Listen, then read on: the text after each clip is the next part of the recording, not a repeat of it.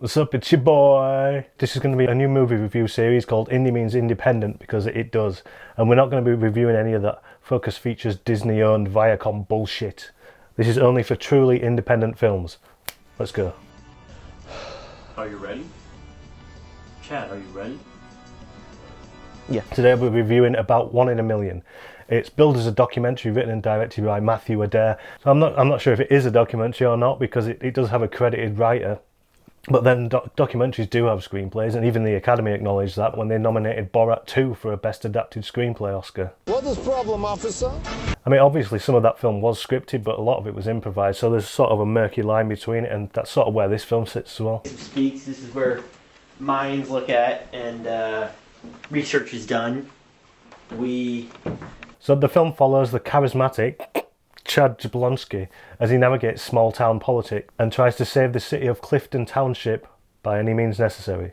So as you may have gathered, it's shot or captured in this sort of documentary, mockumentary format. You know, I personally don't think that mockumentary is a label that needs applying to everything that purports to be realistic. Like, for instance, the excellent The Masculine Mystique. Look. And what are you doing? Do I do this every week, every month, every year?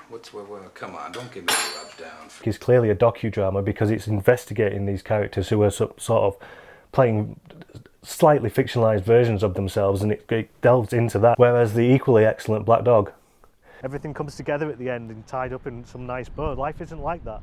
Investigates real characters playing sort of fictionalized versions of themselves, but it does it through sort of deconstructing or taking the piss out of the documentary format himself. So that could definitely be classed as a mockumentary, whereas that's docudrama.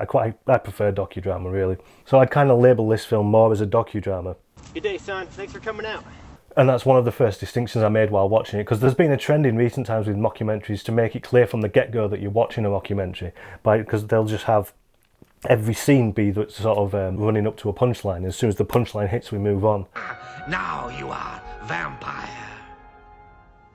And it was Peter. Or they do that sort of annoying Armando Iannucci thing where the whole thing is just the same improv exercise over and over again. It's just, there's a problem in the scene and you people will have to solve it, but you're all idiots stroke absurd, so you're going to have to find your way out of it, okay? Action. Both of those approaches just make me wonder what is the purpose of them purporting to be real in the first place, if they just instantly remind you that they're not. And that sort of, it affects the way that I engage with the film instantly. And when I see something like that, I know instantly that this sort of realism isn't being used to investigate anything, and it's not going to show me anything else. There's nothing below the surface. It's just sort of a device that they're using to tell jokes. You know, I mean, I won't dismiss the film. I'll just be like, right, well, I'm going to be entertained here. I can just sit back and relax. I don't need to pay any attention, really. But when that doesn't happen, like in this film, when it just starts and it feels real, I'm like, all right, I've got to sit up now and I've got to pay attention. I'm going to looking for little subtle character traits that might emerge so I can paint a picture of this person in my head and understand where they're going. It's just a much more sort of interactive way of filmmaking, I think. I like that. Yes. And I was talking to someone the other day about this in a script they'd written, and it sort of has these two people turn up at a house and they see that there's sort of rubbish everywhere and there's a bin full of urine, and they go out the back and there's an old man hanging up his washing in just his boxer shorts in winter, and one of them says, "Oh, he hasn't been the same since Mum died." And I was like, you don't need someone to say that. Like, you can, if you show all of that mess, and then while you're showing all that mess, you just throw in a picture of him and his wife, it's obvious that he's there alone and he's out in the back garden. Like, if you don't explain that, if you let the audience put it together themselves, then they're more immersed in it and they're engaging with it. And the film is sort of respecting them enough to put those pieces together. So, you know, both ways are fine. I just prefer the second. Why don't you just stand to the side and let us run things the way we see fit? People with ambition. Anyway, back to Chad Jablonski. He's a very intriguing character. Like I said, you have to sort of pay attention because you see his worldview and his philosophies are sort of slowly unfurling along with his mind, I think, as the film progresses, and you and the rest of the cast are all taken along for the ride with it, and it's all done in this very naturalistic way that really does engross you. You know, the film sort of progresses in a slow, slippery slope way that I'm sure is how people become radicalised in real life.